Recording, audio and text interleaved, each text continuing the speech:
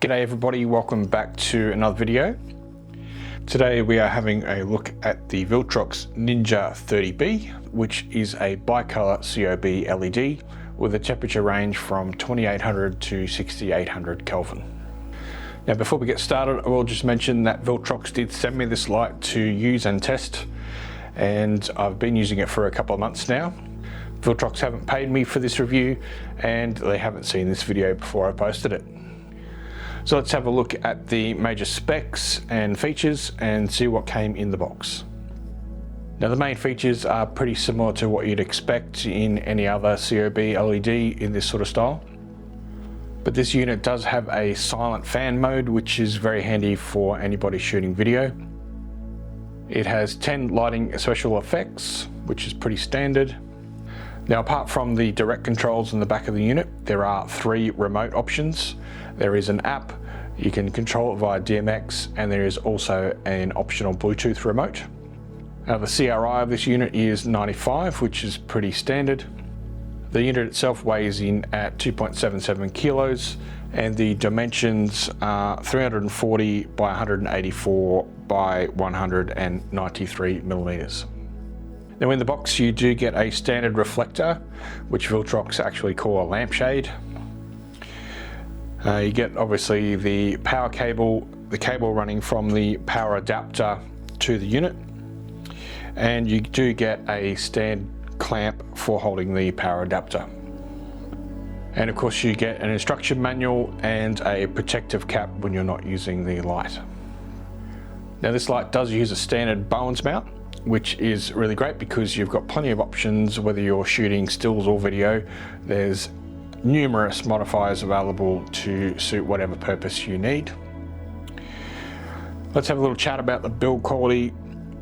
Now I would class this as getting into that semi-professional range. It's full metal construction.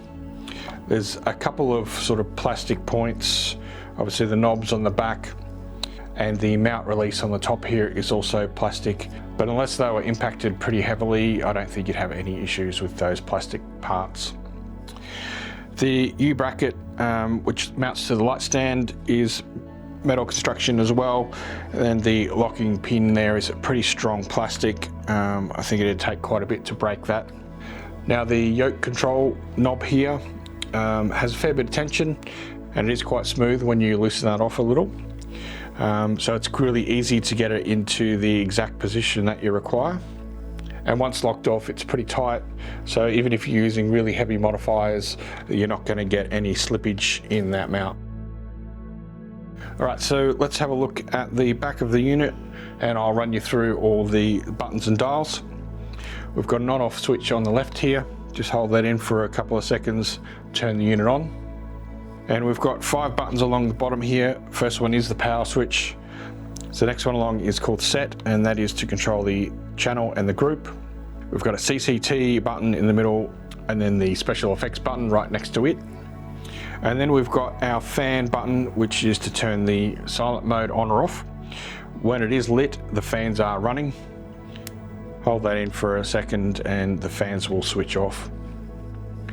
Now these fans do run relatively quiet under normal operating conditions. If you're operating in a really hot environment, I would recommend having the fans running, but unless you are filming with the camera up really close, I doubt you'd hear the fans running. Now above our buttons we've got these 2 dials. The one on the left here is to control your color temperature. So as I mentioned, anything from 2800 all the way up to 6800. And on the right here we've got our power control. You can adjust that in single digit percentages, but if you do turn the dial really quickly it will jump quite a few percentages. But it's great that you've got the fine control of those single digits. Now these 2 dials actually operate as buttons as well. So if I jump into the FX mode, just turn that on. The dial itself will just scroll through all the different special effects modes. If we press it in, We've then got the option of selecting slow, medium or fast. And then of course, while you're in special effects mode, the dial on the right is going to adjust your power. To get back out of the special effects mode, you just need to hit the CCT button, and then it'll just take you back into normal color temperature mode. You can also quickly jump back into FX mode by pressing the power button in, and it will go back to the last setting. And then hitting that again, back into CCT mode. To adjust the channel and the group, we just hit the set button. The left dial will change your channel and the right dial will change the group. Then once you've made your selection, to get back out of that, just hit the set button and you're back into normal controls. As I mentioned, I've been using this light now for a few months and putting it through its paces under a variety of situations for both video and stills. Mainly I've been using it for stills for portraiture and fashion style images. And I must admit, having 300 watts compared to 200 in the other lights that I normally use is extremely handy. So I've used it with a variety of different sized and shaped softboxes, as well as a projection unit for creating different shapes using different gobos.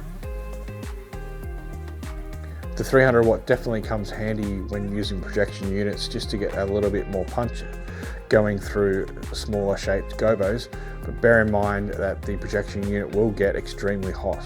So be extremely careful when changing gobos or just removing the unit from the light.